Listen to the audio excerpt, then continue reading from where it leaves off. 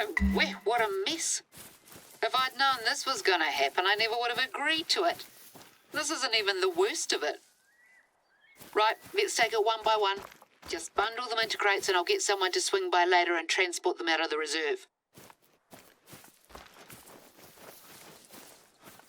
Quite the medieval fair. Looks more than a bit incongruous out here if you ask me. Are those real oranges? Good enough to eat, eh?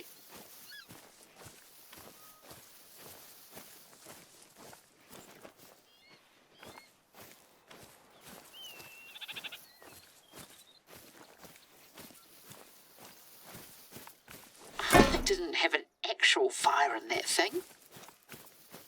Imagine if some silly townie kid had wandered over here and decided it would be a good idea.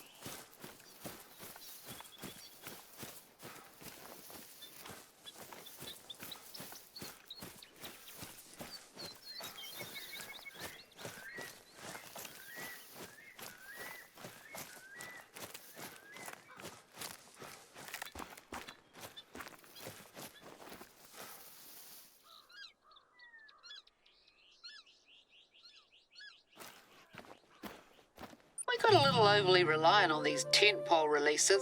Well, I say more tents and fewer releases. Does that work? Nah, you're right.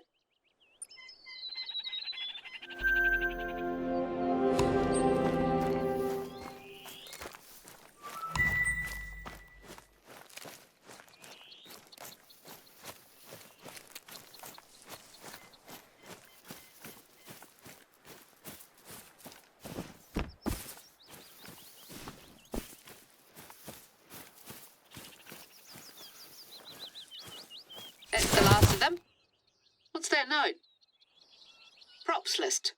Foam statue of haughty elf standing prow, 9 foam warriors, 8 golden goblets, 3 green screens. This reads like a Christmas carol. See any of those? Bit dodgy. Townies must have been up here. Well, even though this isn't our mess to clean up, I should probably ask around and see if anyone knows what's happened to the missing props. The last thing we need is to get blamed for this. Maybe they did a very selective sweep. I'll see if anyone has a bigwig's numbers. Thanks for your help, Ehor. Let's move on.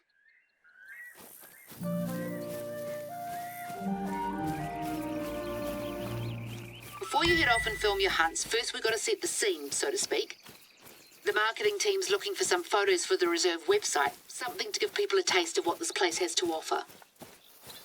Now that we've dealt with that bloody mess, you think you could head over to Lake Wakaiti and snap a few shots for us? There's a willow tree there growing right out of the water that all their influencers or whatever they call themselves go bonkers for. It does make for a good photo op, I'll give it that.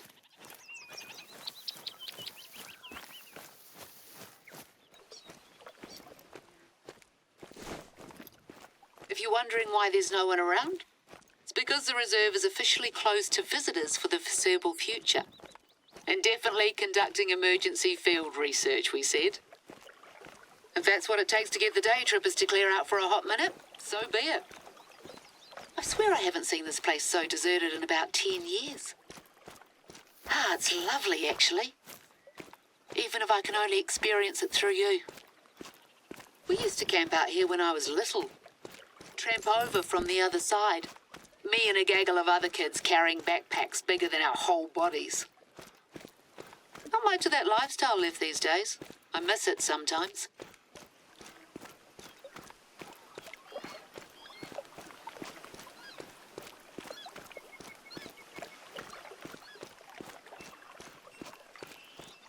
Don't fall in now.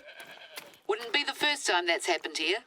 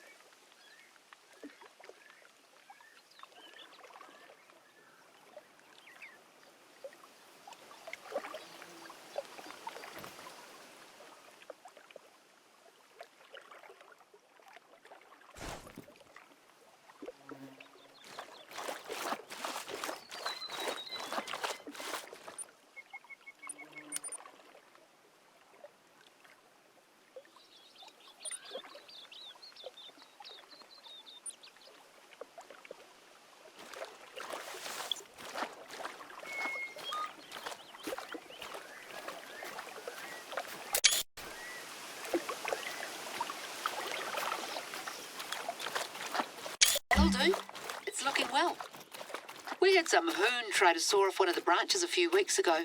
Can you believe? Well, luckily someone managed to talk him out of it.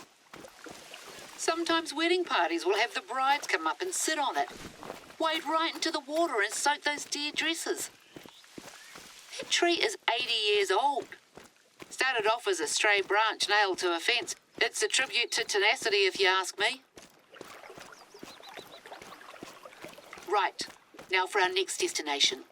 Head down to the shoreline. There's a set of huge boulders there that have to be seen to be believed. I know what you're thinking. She's showing me some rocks. But trust me on this one. I don't really get why people fall over themselves trying to get slightly different variations of the same photo. Why can't they just stand back and enjoy it? Our beaches are buzzing with natural activity. At least they used to be. You get more and more rubbish washed up all over the place lately. You know, bits of plastic pellets, runoff from factories further north. I swear I've seen tin cans with Australian brand names. We do our best, but we can't always prevent the poor critters ending up with junk in their bellies. Anyway, that's the situation. I'll get back to you when you arrive. Just gonna head off for a minute and make some tea.